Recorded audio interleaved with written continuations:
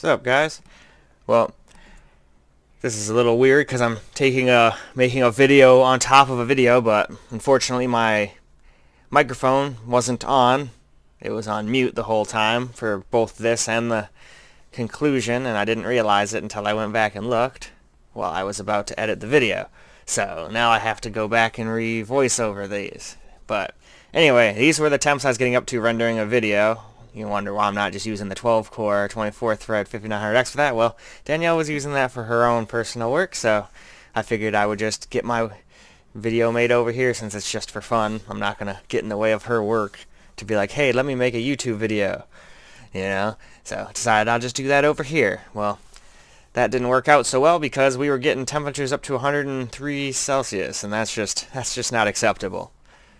Not acceptable at all. So, decided to take the IceGiant out and put in a EK 360mm all-in-one Basic, not the RGB one. Figured I got plenty of RGB in the main computer. I don't need super amounts of RGB. I kind of like the fact that the only RGB is the GPU, the 3080 for the Win 3 Ultra. Anyway, though, let's go take a look at how it all looks, and then we'll come back for the conclusion and how much temps got lowered.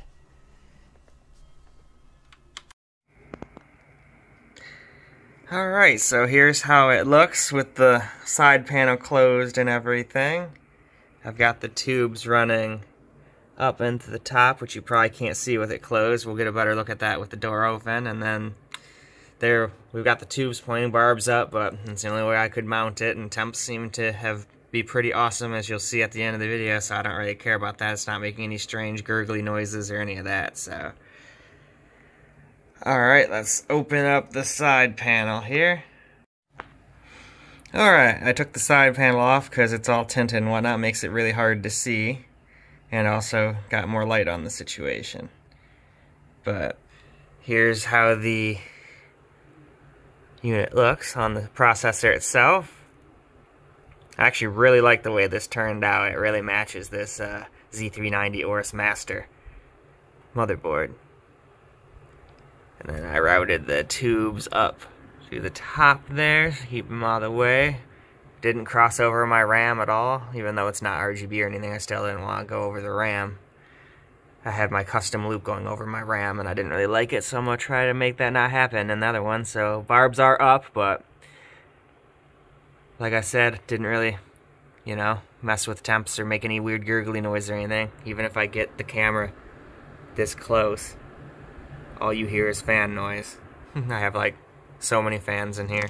Let's see. 1, 2, 3, 4, 5, 6, 7, 8, 9.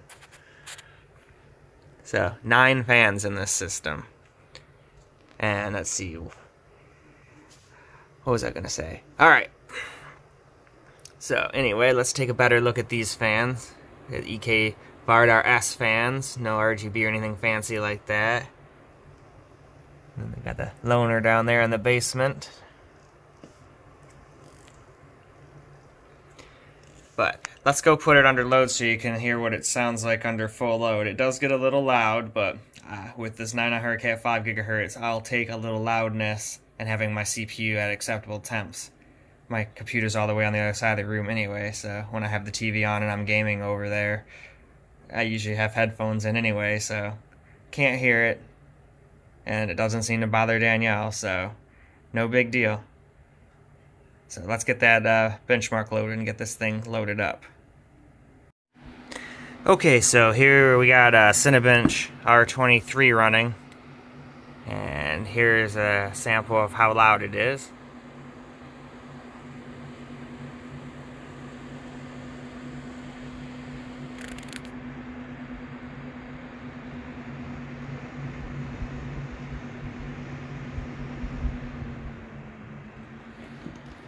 Well, you could tell when it restarted the bench or the test over again, it slowed down for a second.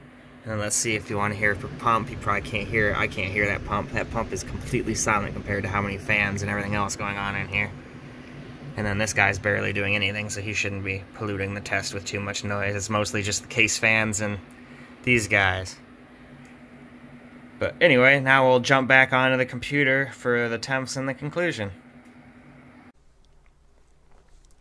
So, again, had to make a video on top of a video here. Hopefully next time I'll remember to do a quick test to make sure my microphone's working before I actually start doing the videos from now on. But anyway, here's our new temps. Same exact thing. We rendered the exact same video actually. And these were the temps that I got. Way better.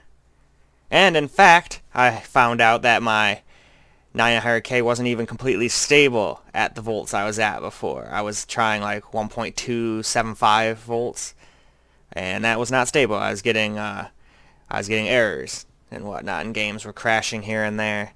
So I upped it up to 1.315.